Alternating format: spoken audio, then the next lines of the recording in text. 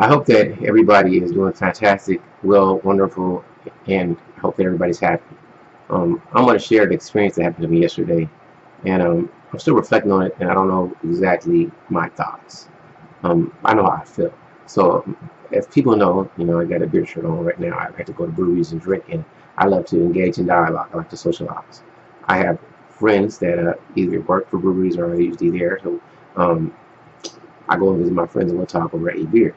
So maybe yesterday I had a beer at a place I frequent. So my friends, uh, one of them got off work and he was like, "Yo, I want to go across the street to this other brewery." So I had another friend that was just there. So I wanted to hang out with my other friend and talk for a minute. So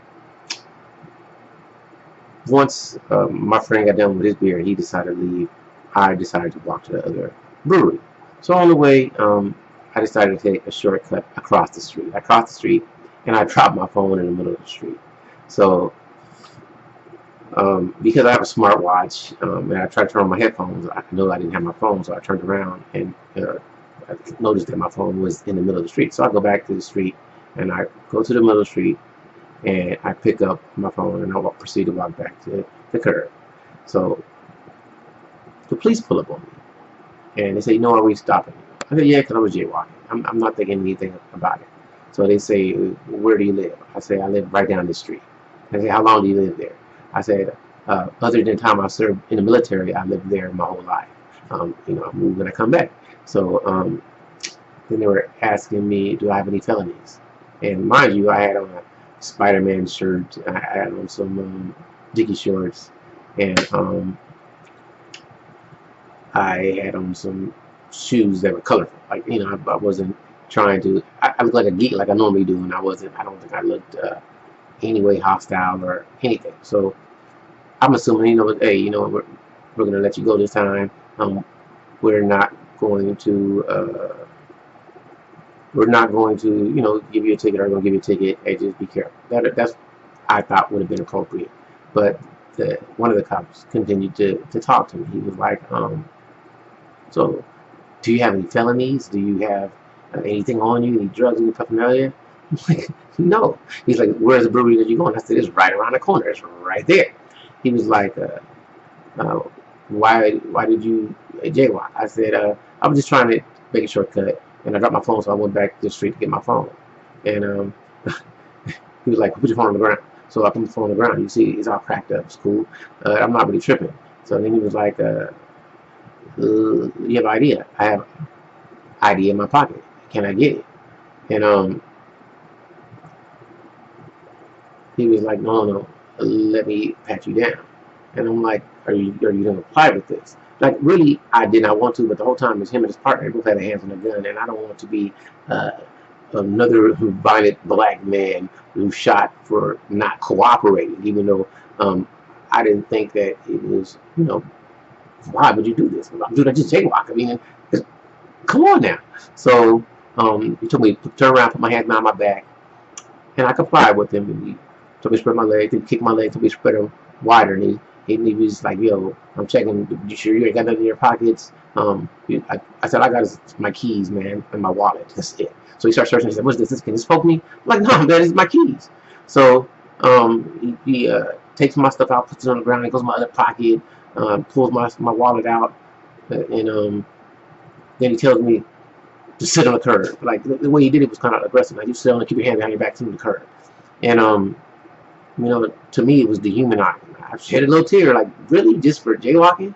And so, you ran my stuff, made sure I didn't have a felony or something. Okay. So then he come back and he talked to me.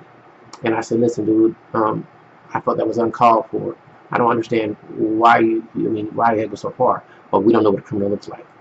If I'd been a little old white lady, you wouldn't have did all that. I'm just walking across the street. If you would have gave me a ticket, I would have been fine. I felt I've committed a crime. I committed a violation. I would have accepted that. But in no means, in no way, um, I can't see how my jaywalking and my complying needed for me to be searched and patted down and sat on the ground while you ran to make sure that I was honest about who I was. I mean, so you guys were actually looking to see if I was a criminal instead of just trying to say I'm innocent until I've done something guilty. I didn't commit a crime other than jaywalking. I mean, that, for me, in my mind, what that requires is, hey, here's a ticket for doing that, or let you go. It's like, I've been pulled over in my car maybe in my life 10, 15 times, and I think I've only been searched twice out of 15 times, if that many. Because most time people just pull you over, say, I put you over, go run your ID, and then that's it. They don't say, get out the car, let me search you, let me pat you down. They don't do any of that. And truthfully, I know that it's not that they don't have the right to investigate. And I got to research the law to argue if they could have really legally patted me down or not. But I think it has to be justified. And for me, it wasn't a justified situation. And after I talked to him, I explained how I felt dehumanized. And one cop said, I hope you don't think it's racial. And I told him, you know what? I believe it's stereotype. I believe you saw me, I'm a black man. And in your mind, maybe I could be a possible criminal. So you proceeded on that. Because I don't really like to get into how you think. I just know that you've been programmed to assume this is what a felon looks like, or this is what somebody who commits a crime looks like. So you proceeded to do that. Because truthfully, like I said, if the old white lady, she committed a crime too, but you're not going to pat her down because she's an old white lady. But me, it's plausible, it's realistic. He could be a criminal. So I wasn't angry at them. I was more sad and dehumanized. And I talked to him about that. I said, you guys, that was on the call for. Maybe because of the city I'm in, it happens. But I've been walking my whole life. I've been a man in the military with a gun, and I never treated people like that. I mean, if you were running and I saw you pull a lady's purse, maybe I might strip you down. If it was a crime committed and somebody gave me the description of a suspect, then maybe I would do that. But afterwards they were nice to me, and I don't distrust police and I don't hate them. But in my mind, I was at a serious disadvantage. The reason I say that is because no matter, I have to be extremely polite, and hopefully I make non-threatening gestures that will trigger somebody to put a gun down and shoot me just for reaching for my wallet, or like talking to them as a man would talk to another man. I mean, I didn't get it. I'm doing more talking than I normally do, and it's sad, man.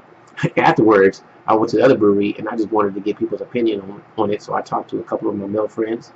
Then I said, let me go talk to some ladies. So I tried to describe the situation to some ladies, and I said, I just wanted a female perspective. And the lady said I was offended. I said, why? Because you're saying that men and women are different. I said, we are different. I'm a feminist, and I find it sexist. It's kind of sexist for you to say you want the woman's perspective because women are different. I think women do think differently. I just wanted different people's perspective. And if women are different, then why don't they drive women to the military? They don't. Men can't have babies. We are different. In general, women are more emotional than men, from what I see. They have more estrogen, men have more testosterone. That makes us different until they can change it. I'm not saying everybody is the exact same, but in general, that's what it was. So, luckily, my yesterday was fantastic. Don't get it twisted. I had a great day. I hung out with some friends, and they consoled me, I guess you can say. But it just makes me really want to be more reflective and more cautious. I mean, most people don't live in that fear that, if I go somewhere and I say the wrong thing, my life can be ended. And that's something that most black men have to deal with on a daily basis. And if you've never been through that experience, you wouldn't know how I felt. Like I wasn't afraid. Somebody would say afraid. I had no real fear, because what they're going to do is what they're going to do. I can't control that. But the problem, I was at their mercy, and that made me feel like I was a dog. Like, you could just end my life. That got to me. I mean, I really was. It was not justice. It was injustice, and I didn't like that feeling. I don't like to be at somebody's mercy, because they have a thought, and they're going to. If they didn't put their weapons out, they threatened me with their hands on a weapon just to be like ready. Dude, come on.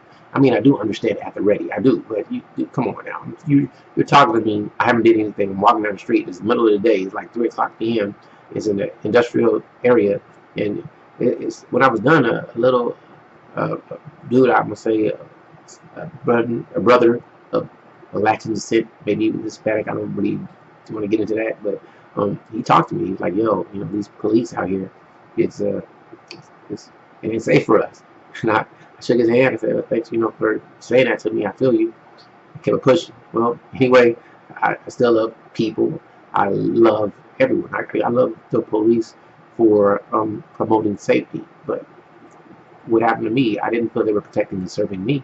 It wasn't just cautious. We were trying to make sure I felt safe, and there was nobody else around. So who were you trying to keep safe? What were you trying to investigate for? Or was it just to put another person in a prison industrial complex? I'm confused by it, and I haven't really pondered it deeply. I've thought about it, but it's like I don't understand the motivation, and I try not to just make generalities. I do it a lot, but I'm not going to do it in this situation. And I just wanted to share it. I need to do this more. It was therapeutic, so I put it out there. All right, take care, love yourself, hug somebody, because like I say, yesterday could have been my last day. I mean, anything could have went wrong. Could have sneezed at the wrong time. The dude could have ended my life. So I'm fortunate and I'm blessed to be alive today. Wow. Take care, people.